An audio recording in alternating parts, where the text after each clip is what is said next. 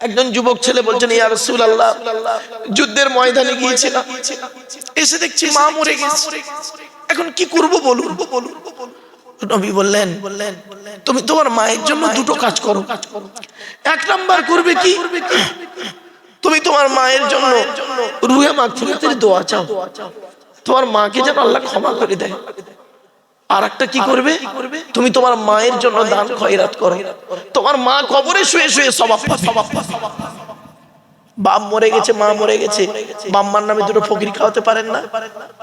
যদি বলেন হুজুর আপনি করেন, হ্যাঁ বাবা, প্রতি বৃহস্পতিবার আমার বাড়িতে 4 জন করে ফকির খাওয়াই আমি, আর তাদের 100 করে টাকা দিই, 4 জন করে ফকির খাওয়াই আব্বা মার নামে। কমে যাবে টাকা, আল্লাহ আরো বাড়িয়ে দেবে। মাম্মার দোয়া বড় দোয়া, শুনে রেখে দিন। আল্লাহর নবী বলেছেন 3 ব্যক্তির দোয়া আল্লাহর দরবারে কবুল হয়, কোনো মিস যায় না। পীর সাহেবের দোয়া কবুল হতে পারে নাও পারে, কোনো গ্যারান্টি নেই। মুফতি সাহেবের দোয়া, মাওলানা সাহেবের দোয়া কবুল হতেও পারে নাও পারে, কোনো গ্যারান্টি নেই। কিন্তু 3 ব্যক্তির দোয়া আল্লাহর দরবারে কবুল হয়। 1 নম্বর হলো দাওয়াতুল মাজলুম, অত্যাচারকৃত মানুষের দোয়া। কোন স্বামী যদি স্ত্রীর উপরে অন্যায়ভাবে অত্যাচার করে, ওই স্ত্রী যদি বলে আল্লাহ আমি অন্যায় করিনি, আমার স্বামী আমার উপরে নির্মমভাবে অত্যাচার করছে, আল্লাহর তরফ থেকে গজব পড়বে, বলতে আর হবে না।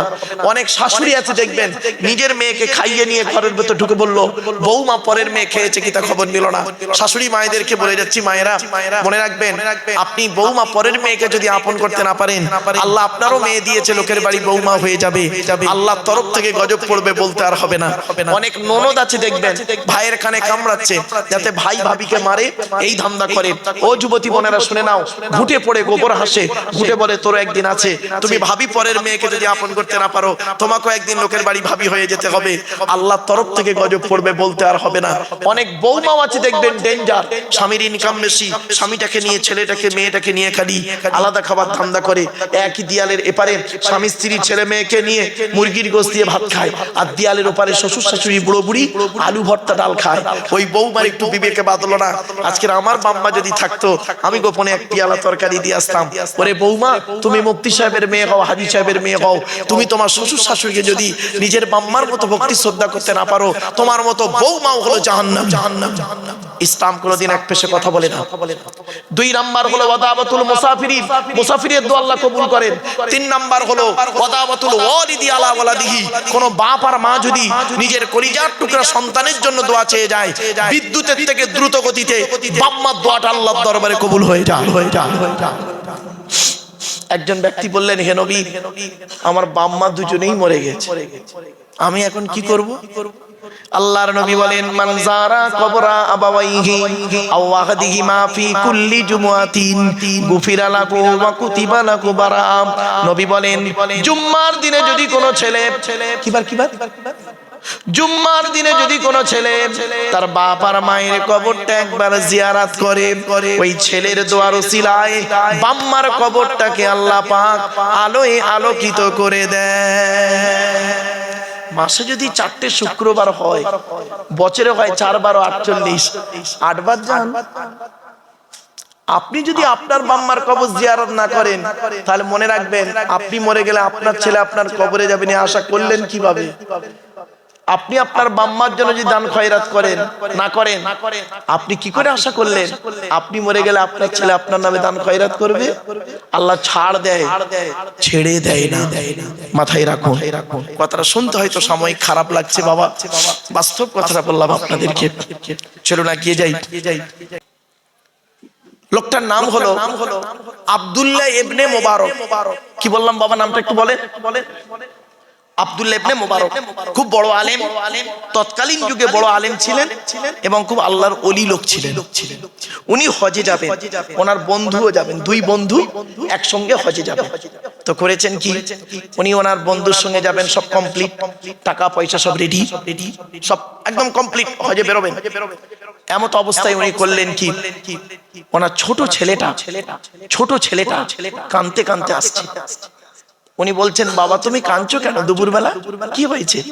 উনি বাচ্চাটা বলছে, আব্বা গ্রামে একটা লোক গোস্ত রান্না করে খাচ্ছে, তা আমি গিয়ে গোস্ত চাইলাম, আমাকে দিল না, তাই কাঁদছি। আব্দুল্লাহ ইবনে মুবারক রাহমাতুল্লাহ আলাইহি মনে করলেন, হয়তো মনে হচ্ছে লোকটি আমার প্রতি কোনো রাগ রয়েছে। সেই রাগটা আমার প্রতি, রাগটা আমার উপরে আদায় করতে না পেরে আমার বাচ্চার উপরে আদায় করছে। যাই, হজে যাওয়ার আগে লোকটার কাছে ক্ষমা চেয়ে আসি। উনি করলেন কি, ছেলেটার হাতটা ধরে লোকটার বাড়িতে গেলেন, দরজা বন্ধ, আওয়াজ দিলেন, ভেতর থেকে লোকটা দরজাটা খুললো, খুলেই দেখছে এলাকার সব থেকে বড় আলিম আব্দুল্লাহ ইবনে মুবারক ওনার গেটে হাজির। উনি বলছেন, হুজুর আসসালামু আলাইকুম। ওয়ালাইকুম আসসালাম। হুজুর আসুন আসুন আসুন, একটু ভেতরে আসুন। বলছে, না বাবা আমি ভেতরে যাব না, একটা কথা বলবো। বলছে কি? বলছে, এই বাচ্চাটা আমার বাচ্চা, তুমি জানো? তো বলছে, জি জানি তো হুজুর, আপনার বাচ্চা জানি। ও তুমি জানো? জি জি। তুমি আজকের বাড়িতে গোশত রান্না করে খাচ্ছ? বলছে জি। আমার এই বাচ্চাটা তোমার কাছে একটু গোশত চেয়েছিল। তা বলছে জি। তা বাবা, একটা বাচ্চাকে একটু গোশত দিলে ক্ষতি কি ছিল? তখন লোকটা ঝরঝর করে কাঁদছে, চোখ থেকে পানি পড়ছে। বলছে, বাবা কাঁদছো কেন? তখন কেঁদে কেঁদে লোকটা বলছে, হুজুর আজ 3 দিন হলো আমার বাড়িতে রান্না হয়নি, 3 দিন হলো বাড়িতে রান্না হয়নি, কচি কচি বাচ্চারা অনাহারে আছে। আজ সকালবেলা কাজে গিয়েছিলাম, দুপুর হয়ে গেছে, কোনো কাজ পাইনি। তাই আমি একটা বাপ তো, বুকটা ফেটে যাচ্ছে, খালি হাতে বাড়ি যাই কি করে। খুব চিন্তা করছি কি করে খাবো, বাচ্চাদের মুখের পানি চেয়ে। আমি তো একটা বাপ। রাস্তায় আস্তে আস্তে দেখতে পাচ্ছি রাস্তার ধারে একটা মরা হালাল প্রাণী, কি বললাম, মরা হালাল প্রাণী পড়ে আছে। আমি চারিদিকে দেখলাম, ছুরি নিয়ে ওই মরা প্রাণীর গোশত কেটে নিলাম, কেটে নিয়ে বাড়িতে এসে রান্না করে খাচ্ছি। মরা প্রাণীর মাংস কোরআনে আল্লাহ হারাম বলেছেন, তবে কাদের জন্য হালাল জায়েজ? অসহায় ব্যক্তির জন্য। কিছু বুঝতে পারছেন ওয়াজ? অতএব হুজুর আমি তো অসহায় নিরুপায়, আমার জন্য মরা প্রাণীর গোশত খাওয়াটা হালাল, কিন্তু আপনি তো হাজী সাহেব হজে যাবেন, আপনার বাচ্চার জন্য এই মরা প্রাণীর গোশত খাওয়া হারাম। অতএব আমি যখন দেখলাম আপনার বাচ্চা এটা, তখন আমি কি করে আপনার বাচ্চাকে হারাম খাবারটা খেতে দিই? এই জন্য হুজুর বাচ্চাটাকে দিইনি, তাড়িয়ে দিয়েছি, একটু রাগ করেছি, তাই কেঁদে কেঁদে আপনার কাছে অভিযোগ করেছে। তো হুজুর মরা প্রাণীর গোশত আপনার বাচ্চাকে না দিয়ে যদি বড় অপরাধ করে থাকি, আল্লাহর রাস্তায় আপনি আমায় মাফ করে দিন, আল্লাহর রাস্তায় মাফ করে দিন। আব্দুল্লাহ ইবনে মুবারক রাহমাতুল্লাহ আলাইহির চোখ থেকে ঝরঝর করে পানি পড়ছে। বলছে, বাবা দাঁড়াও, দাঁড়াও বাবা, আমি আসছি, দাঁড়াও আমি আসছি। সোজা বাড়ি গেলেন। বাড়িতে গিয়ে হজে যাওয়ার যত টাকা ছিল সমস্ত টাকা এনে ওই লোকটাকে দিয়ে বলছে, বাবা এই নাও, আমি হজে যাওয়ার সমস্ত টাকা তোমাকে দিয়ে গেলাম, তুমি ব্যবসা করো, বাচ্চাদেরকে নিয়ে খাও, আমার জন্য দোয়া করো, আমি এবছর হজে যাবো না, আমার হজে যাওয়ার টাকাটা তোমাকে দিলাম। তো বছর উনি হজে গেলেন না। ওনার বন্ধু কিন্তু হজে চলে গেছে। ওনার বন্ধু হজ করে বাড়ি ফিরেছে, ফিরে আব্দুল্লাহ ইবনে মুবারকের সঙ্গে দেখা করতে এসেছে। এসে বলছে, আসসালামু আলাইকুম। ওয়ালাইকুম আসসালাম। বলছে, ভাই আপনি কবে হজ থেকে ফিরলেন? তো আব্দুল্লাহ ইবনে মুবারক রাহমাতুল্লাহ আলাইহি কি বলছে জানেন? ভাই আমি এবছর তো হজে যেতে পারিনি, আমার হজের টাকাটা একটা গরিব ভাইকে দান করে দিয়েছি গ্রামে, হজে যেতে পারিনি। তখন বন্ধু বলছে, আপনি আমার সঙ্গে মিথ্যা কথা বলছেন, প্লিজ মিথ্যা কথা বলবেন না। বলছে, সে কি, আমি যেতে পারিনি ভাই, আল্লাহর কসম করে বলছি হজে যাইনি। বন্ধু কি বলছে শোনো, আল্লাহর কসম করে বলি, আমি হজ মুবারকে গিয়ে কাবা শরীফ যখন তওয়াফ করছি, আমি নিজে চোখে দেখতে পাচ্ছি আমার আগে আগে আপনিও কাবা শরীফ তওয়াফ করে যাচ্ছে। শুধু তাই নয়, সাফা মারওয়া দৌড় করছি, মিনা মুজদালিফায় যাচ্ছি, যেখানেই যাচ্ছি হজরে আসওয়াদে চুমা দিতে যাচ্ছি, সেখানেই দেখছি আমার আগে আপনি চুমা দিয়ে বেরিয়ে যাচ্ছেন, ভিড়ের মাঝে কথা হচ্ছে না। এমন কি রাসূলের রওজা মোবারকে গিয়ে যখন আমি সালাম দিচ্ছি, দেখতে পাচ্ছি আমার আগে আগে আপনি সালাম দিয়ে বেরিয়ে যাচ্ছেন।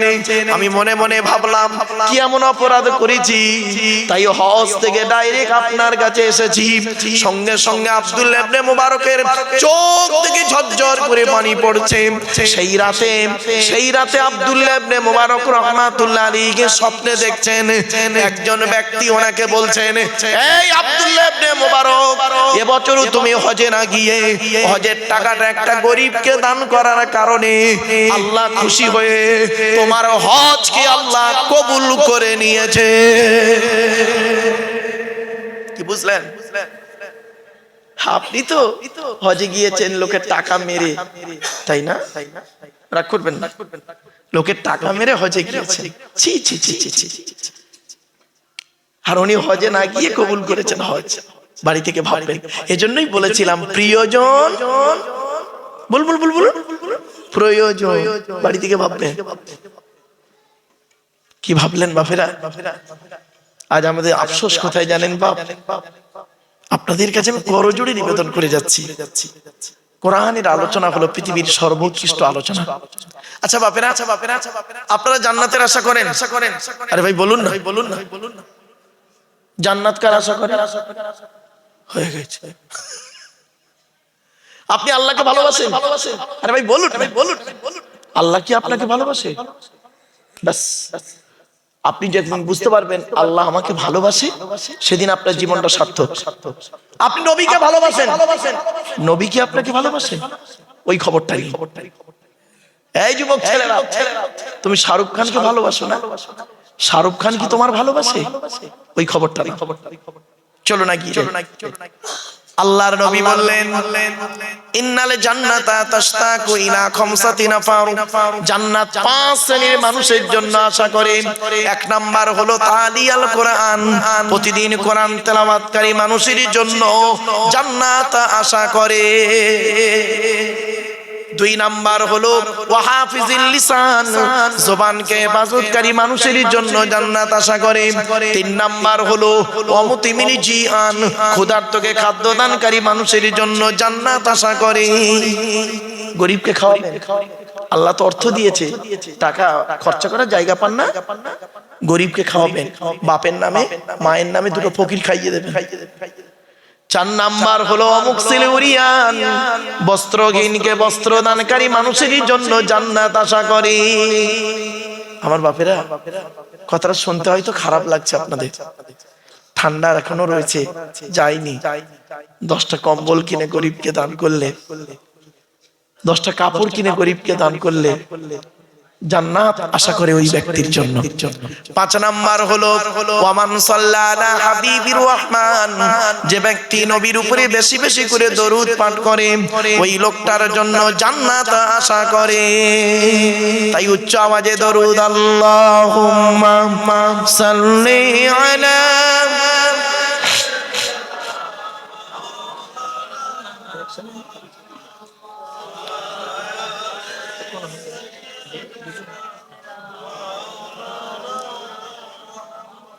আসলে কি জানেন, শেষ দিনে, শেষ রাতে, শেষ লগ্নের জলসা তো, এই জন্য আপনাদের আমি অনুরোধ করছি, জলসা যখন দেবেন দয়া করে রাত 12টার উপরে যাবেন না। 12টার পরে না মানুষের ওয়াজ শোনার মেন্টালিটি ভালো থাকে না। কথা বুঝতে পারছেন? যদি আপনাদের খুব যায় 11টা থেকে 12টা করবেন, এর বেশি যাবেন না। একটা বক্তা আনবেন, ব্যাস 2 দিনে 2টো বক্তা করবেন, 3 ঘন্টা করে হয়ে যাবে। 9টা 12টা হয়ে গেল। কিছু শিখতে পারবেন, জানতে পারবেন, বুঝতে পারবেন। আর শর্ট টাইমের ভিতরে কোনটা বলি কোনটা ছাড়ি এরকম মনে হচ্ছে। আমার বাপেরা, কথাগুলো একটু মূল্যায়ন করুন। চলুন। আচ্ছা, মা বোনেদের বসার জায়গা আছে ভাই? না, যাই হোক, মা বোনেদের কাছে আওয়াজ যাচ্ছে। মা বোনেরা, অনুরোধ করে বলে যাচ্ছি, মা বোনদেরকে আমি কয়েকটা কথা বলে যাব, গুরুত্বপূর্ণ কথা। এই কথাগুলো আপনারা মাথায় রাখুন মায়েরা, বোনেরা। কি 1 নাম্বার শোনো। আল্লাহর নবী একদিন সাহাবীদেরকে বলছেন, তোমাদের বাড়িতে কয় শ্রেণীর মেয়ে ছেলে আছে গো? সাহাবীরা বললেন, হে নবী, আমাদের বাড়িতে 4 শ্রেণীর মেয়ে ছেলে আছে। কে কে? মা, বোন, মেয়ে, বউ, 4 শ্রেণীর মেয়ে। নবীজি বললেন, কি করে বুঝবে ওরা জান্নাতি না জাহান্নামী? বলুন আপনারা, কি করে বুঝবেন আপনার স্ত্রী, আপনার মা বোন, মেয়ে বউ জান্নাতি না জাহান্নামী? নামাজ পড়ে বলে, রোজা রাখি বলে না। আল্লাহ নবী সাহাবীরা পুরো চুপ। নবীজি বললেন, শোনো, যে সমস্ত মেয়েদের মধ্যে কমসে কম 6টা অভ্যাস পাবে, কটা 6টা অভ্যাস যে মেয়ের মধ্যে থাকবে, ওই মেয়ে ছেলে যত নামাজ পড়ুক, রোজা রাখুক, হজ করুক, জাহান্নামী জাহান্নামী জাহান্নামী। কি কি? 1 নাম্বার, ওই মেয়ে ছেলে নামাজ পড়ে রোজা রেখে জাহান্নামায় যাবে যে মেয়ে ছেলে তার স্বামীর সঙ্গে যখন কথা বলে মেজাজ দিয়ে কথা বলে। অনেক মা বোন আছে দেখবেন, স্বামীর সঙ্গে কথা বলে, পাড়ার লোকের সঙ্গে কথা বলে মিষ্টি ভাষায়, আর স্বামীর সঙ্গে যখন কথা বলে মেজাজ দিয়ে। জানি না কেন, হয়তো হতে পারি স্বামী গরিব ঘরের সন্তান, ও হয়তো মেয়েটা হয়তো ধনী ঘরের মেয়ে, হতে পারে স্বামীটা হয়তো গায়ের রং কালো, মেয়েটার গায়ের রং অতি সুন্দর, হতে পারে স্বামীটা হয়তো 8 ফেল, মেয়েটি হয়তো MA পাস, জানি না। এই জন্য আপনাদেরকে বলে যাচ্ছি, পুরুষ 4 জনকে খুশি করলে জান্নাতি। কজন?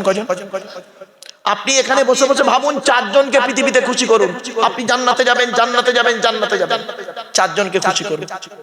1 নাম্বার, আপনি আপনার রব আল্লাহকে খুশি করুন, অর্থাৎ কোরআন মোতাবেক জীবন যাপন করুন। কোরআনে যেটা হারাম বলেছে বর্জন করুন, হালালটাকে গ্রহণ করুন। 2 নাম্বার, পুরুষ আপনি আপনার নবীকে খুশি করুন, অর্থাৎ নবীর হাদিস মোতাবেক, সুন্নাহ মোতাবেক জীবন যাপন করুন। নবী যেভাবে খেয়েছেন আপনি সেইভাবে খান, নবী যেভাবে চলাফেরা করেছেন সেইভাবে চলাফেরা করুন। বাস। 3 নাম্বার, পুরুষ আপনি আপনার জন্মদাতা বাপকে খুশি করুন। 4 নাম্বার, পুরুষ আপনি আপনার পেটে ধরা মাকে খুশি করুন। এজন্য বলতে গিয়ে একটা কথা বলি, আগে ভালো ছেলে হন, পরে ভালো জামাই হবে। আমরা ভালো জামাই হতে পেরেছি, ভালো ছেলে হতে পারিনি। ঠিক না বেটি? আমার শ্বশুর লোককে বলে আমার জামাই খুব ভালো, আমার শাশুড়ি লোককে বলে আমার জামাই খুব ভালো, আর আমার জন্মদাতা বাপটা কি বলে শুনবেন? ওকে জন্ম দিয়ে পাপ করেছি। পেটে ধরা মাটা কি বলে শুনবেন? পেটে ধরে ভুল করেছি। কেন? কি এমন কাজ করলেন যে মা 10 মাস 10 দিন গর্ভে ধারণ করলো, দুনিয়ার মুখটা বড় কষ্ট করে দেখালো, শীতকাল, বর্ষাকাল, গ্রীষ্মকাল কোনো কালকে দেখলো না, আমার পেশাবের উপরে আমার মা শুয়ে আমাকে তার বুকের উপরে স্থান দিল। কি এমন কাজ করলেন? কার মাধ্যমে করলেন? 75 বছরের বুড়ো বাপটা 50 বছরের ছেলেটাকে আর আব্বা বলে ডাকে না। মনে রাখবেন, 75 বছরের বুড়ো বাপ যখন 50 বছরের ছেলেটাকে একবার আব্বা বলে ডাকবে, মনে রাখবেন ওই 75 বছরের বুড়ো বাপের আব্বা ডাকটা হলো আল্লাহর আরশে আজিমের ডাক। দেখেছে কোনো দিন? বাড়ি থেকে ভাববেন, টাকা পয়সা খরচা করবেন কার পিছনে বেশি?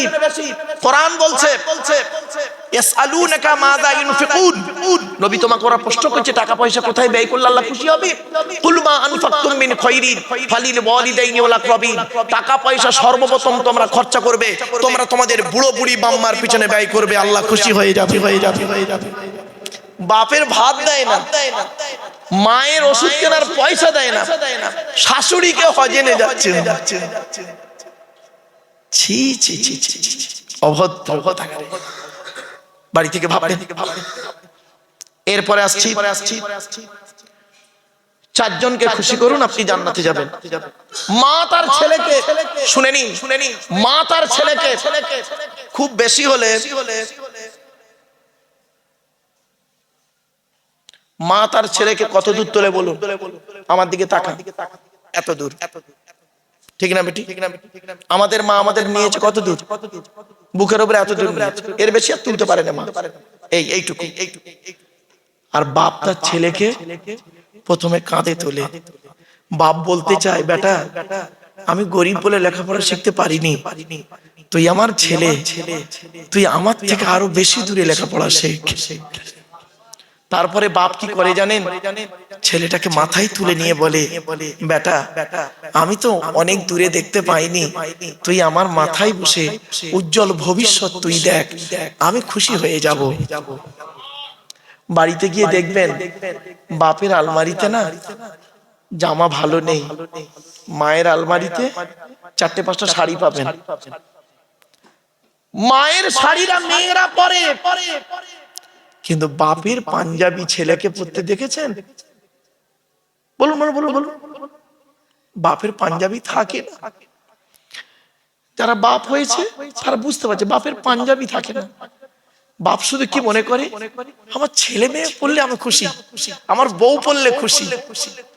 হায় রে হতভাগা মুসলমান, এই ওয়াজ শোনার লোকের অভাব, এই ওয়াজটা শোনার লোকের অভাব, আওয়াজ শোনার লোকের অভাব নেই।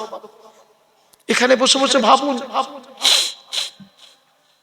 সত্যি কথা বলুন তো দেখি, দয়া করে একবার হাতটা তুলে দেখান তো দেখি, কাদের বাপ মরে গেছে অথবা মা মরে গেছে অথবা বাম্মা মরে গেছে? হাতটা তুলুন না, লজ্জা লাগছে, হাত নামান, হাত নামান। আপনাদের মতো আমি একজন পিতামাতা হারা সন্তান। 2019 সালে অক্টোবর মাসের 3 তারিখে শুক্রবার বেলা 5:30টার সময় আমি আমার বাপকে হারিয়েছি। 2023 সালে জুন মাসের 28 তারিখ বৃহস্পতিবার বেলা 11:30টার সময় বগুড়া ঈদের দিন আমি আমার মাকে হারিয়েছি। আমি একটি মাত্র সন্তান, 4 বোন। তো আমি আমার বাম্মার জানাজা আমি পড়িয়েছি এবং আমি কবরে নেমেছি। এই পৃথিবীতে আমার মরা বাম্মার মুখ পৃথিবীর লাস্ট শেষ মানুষ যে দেখেছিল সে কে জানেন? আমি। কারণ আমি কবরে মাথার দিকে নেমেছি, আমি শেষবারে বাম্মার মুখটা দেখে শরীয়ত মোতাবেক আমি চাপা দিয়েছিলাম। আমার পরে পৃথিবীর কোনো মানুষ আর আমার মরা বাম্মার মুখ দেখেনি। আপনাদের বলার উদ্দেশ্যটা কি?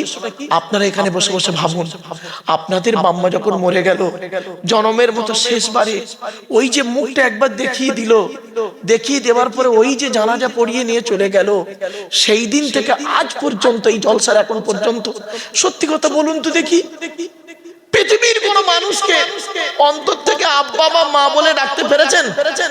বলুন বলুন বলুন বলুন, পেরেছেন? শ্বশুর কোনোদিন বাপ হতে পারে না, শাশুড়ি কোনোদিন মা হতে পারে না।